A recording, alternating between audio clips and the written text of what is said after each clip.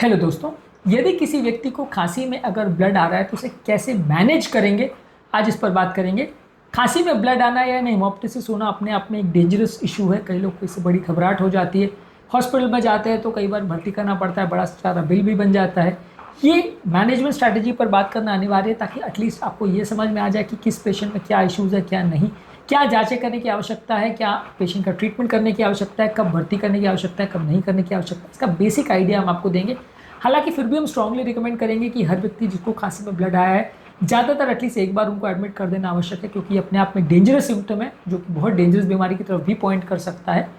पर इसमें मैनेजमेंट की बेसिक स्ट्रैटेजी क्या होती है वो डिस्कस करना आपकी नॉलेज के लिए अनिवार्य है, इसलिए आज इस पर बात करेंगे। टॉपिक पर जाने से पहले जो लोग हमारे चैनल पर नए हैं उन्हें रिक्वेस्ट करूँगा कि चैनल को सब्सक्राइब करें, वीडियोज़ को लाइक करें, शेयर करें, फॉलो करें, कमेंट करें, पूरा देखें। टॉपिक बहुत ही इंपॉर्टेंट है, इसलिए इसे एंड तक देखिएगा। सबसे पहले हम इनिशियल मैनेजमेंट और स्टेबलाइजेशन पर बात करेंगे, फिर डायग्नोस्टिक टेस्ट पर, फिर स्पेसिफिक मैनेजमेंट स्ट्रैटेजी पर, जनरल मैनेजमेंट स्ट्रैटेजीज पर, और फाइनली हमारा वर्डिक्ट या हमारा डिस्कशन लास्ट में करेंगे। चलिए शुरू करते हैं इंपॉर्टेंट वीडियो।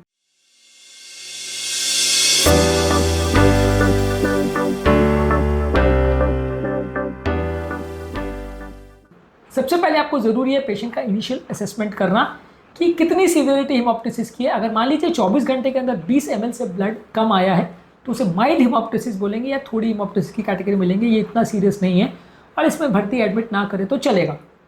अगर किसी व्यक्ति को 200 ml से ज़्यादा ब्लड आ रहा है 24 घंटे के अंदर तो मैसिव हेमोप्टिसिस में आएगा, वहाँ डेफिनेटली आपको भर्ती करना पड़ेगा, जांच करना पड़ेगा और यहाँ पे जान का खतरा हो सकता है।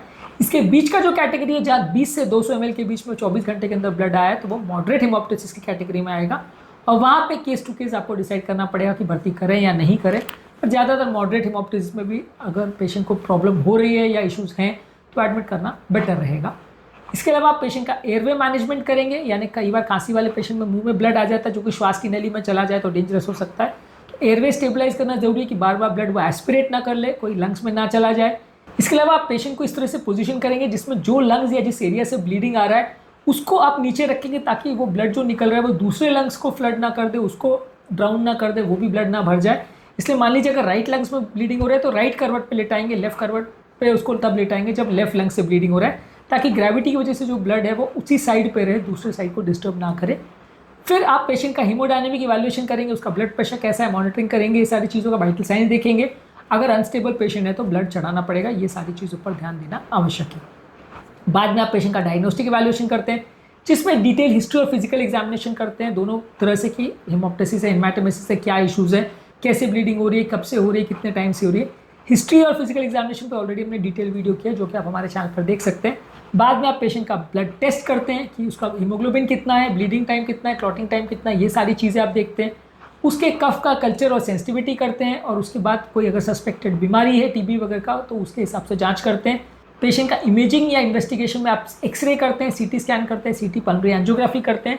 इसमें एक्सरे में आपको बेसिक आइडिया मिल जाता है कि बीमारी क्या हो सकती है, सीटी स्कैन में आपको ज़्यादा डिटेल इन्फॉर्मेशन मिलती है कि कहाँ एग्जैक्टली बीमारी और कितनी सीरियस है, और बाद में सीटी पल्मोनरी एंजियो अगर एम्बोलिज्म सस्पेक्ट कर रहे हैं तो वहाँ पे आप कर। अगर आपको एग्जैक्टली पता नहीं चल रहा है ब्लड कहाँ से आ रहा है और कितना आ रहा है और कोई घटान ट्यूमर है या नहीं तो ब्रोंकोस्कोपी करते हैं, जिसमें एक कैमरा वाली ट्यूब पेशेंट की अन्नली में डालते हैं, उसको अलग अलग लंग्स की पोजीशन में ले जाकर आप जांच करते हैं कि कहाँ से पेशेंट को ब्लड आ रहा है और उसको फिर आप उस हिसाब से ट्रीट करते हैं। कई बार आप वहाँ का टुकड़ा निकाल के उसकी जांच शुगर कैंसर के लिए करते हैं, वहाँ लवाज करते हैं, वहाँ टैम्पोनेट करते हैं, कोई टॉपिकल एजेंट्स लगा सकते हैं जो ब्लीडिंग को कंट्रोल करने में मदद करता है। तो यानी जांच के हिसाब से और ट्रीटमेंट के हिसाब से दोनों में ब्रोंकोस्कोपी का सिग्निफिकेंट रोल है यदि किसी को ब्लीडिंग हो रही है। लेकिन अगर एक्टिव ब्लीडिंग हो रही है तो कई बार ब्रोंकोस्कोपी करना थोड़ा मुश्किल होता है, क्योंकि डिफ्रेंशिएट करना, ढूंढना बड़ा मुश्किल होता है, क्योंकि कैमरे के लेंस के आगे ब्लड भर जाता है तो वो थोड़ा सा मुश्किल हो जाता है। पर कई बार अगर ब्लीडिंग सीवियर है और पता नहीं चल पा रहा है, सीटी स्कैन में पता नहीं चल पा रहा है तो कई बार ब्रोंकोस्कोपी करके देखे बिना पता नहीं चलेगा, उसको करना आवश्यक होता है। जहाँ तक सवाल है स्पेसिफिक मैनेजमेंट की, अगर किसी व्यक्ति को अगर स्पेसिफिक कोई जगह आपको पता चल रही है जहाँ पे अगर ब्लीडिंग हो रही है तो वहाँ टॉपिकली आप ब्रोंकोस्कोपी द्वारा वो पर्टिकुलर एरिया में कोई फाइब्रिन ग्लू या एपिनेफ्रिन लगाएंगे ताकि ब्लीडिंग रुक जाए, या वो एरिया को बलून टैम्पोनेट कर देंगे। कोई लोकलाइज जगह पे कोई ब्लीडिंग हो रही है तो वहाँ बलून फुला देंगे ताकि वो एरिया को कंप्रेस कर दे, ब्लीडिंग रुक जाए। इसके अलावा आप इंटरवेंशनल रेडियोलॉजी में कोई पर्टिकुलर एरिया जहाँ से ब्लीडिंग हो रही है वहाँ पे जो नस सप्लाई करी है उसको कोई ग्लू लगा के या कॉइल डाल के बंद कर देते ताकि वो एरिया का ब्लड सप्लाई रुक जाए और वो एरिया में ब्लीडिंग रुक जाए, ताकि पेशेंट को थोड़ा टाइम मिल जाए बाकी कुछ कर सके। और अगर इससे काम नहीं चल रहा है या ब्लीडिंग अगर बहुत ज़्यादा है कई जगहों पे है तो सर्जरी करके वो एरिया को आपको कई बार काट के निकालना पड़ता है, वो एरिया को पूरा कट करना पड़ता है, या पर्टिकुलर ट्यूमर या कोई एरिया जिसमें से ब्लीडिंग हो रही है वो एरिया को आप अगर निकाल देते हो लोबेक्टमी करके या न्यूमोनेक्टमी करके, तो उससे कई बार ब्लीडिंग को रोका जा सकता है। ये लेकिन बहुत सीवियर केसेस में किया जाता है, जहाँ ब्लीडिंग बहुत ज़्यादा है और कोई थेरेपी से कंट्रोल नहीं हो रहा है तो किया जाता है। साथ में आप अंडरलाइन कॉजेज जो है उसको मैनेज करते हो। जैसे मान लीजिए अगर कोई इन्फेक्शन है तो एंटीबायोटिक्स देंगे, टीबी है तो टीबी की दवाई देंगे, फंगस इन्फेक्शन तो फंगस की दवा देंगे, ब्रोंकिक्टाइसिस है तो एयरवे को क्लीन करेंगे, एंटीबायोटिक्स देंगे, इन्फेक्शन को कंट्रोल करने के लिए कई बार सर्जरी भी करना पड़ता है। लंग कैंसर है तो वो एरिया निकालना पड़ेगा, कीमोथेरेपी करना पड़ेगा और अलग अलग कैंसर के हिसाब से अलग अलग थेरेपी देना पड़ेगा। लंग कैंसर में थेरेपी पर हमने अलग से ऑलरेडी वीडियोस किए हैं। इसके अलावा अगर पल्मोनरी एम्बोलिज्म है तो वहाँ एंटीकोएगुलेशन थेरेपी देना पड़ेगा, यानी खून पतला करने की दवा देनी पड़ेगी, खून को कई बार लाइटिक एजेंट्स देने पड़ेंगे जो कि क्लॉट को गला सकते हैं, और सर्जिकल एम्बोलेक्टमी करनी पड़ेगी। हालांकि अगर पेशेंट को ऑलरेडी ब्लीडिंग हो रही है तो ये बड़ा मुश्किल है क्योंकि ब्लीडिंग बढ़ सकती है और यहाँ पे आपको ऑलरेडी खून पतला करना है, तो वहाँ थोड़ा सा रिस्क बेनिफिट रेशियो देख के आपको ट्रीटमेंट करना पड़ता है। इसके अलावा कोई ऑटो इम्यून डिजीज़ है जहाँ पे एंटीबॉडीज़ की वजह से प्रॉब्लम आ रही है तो वहाँ आप स्टेरॉइड्स देके या इम्यूनोसप्रेसिव मेडिसिन देके उसको ठीक करने का प्रयास करते हैं। साथ में आप पेशेंट को सपोर्टिव केयर देते हो, जहाँ पेशेंट को आप ऑक्सीजन देते हो।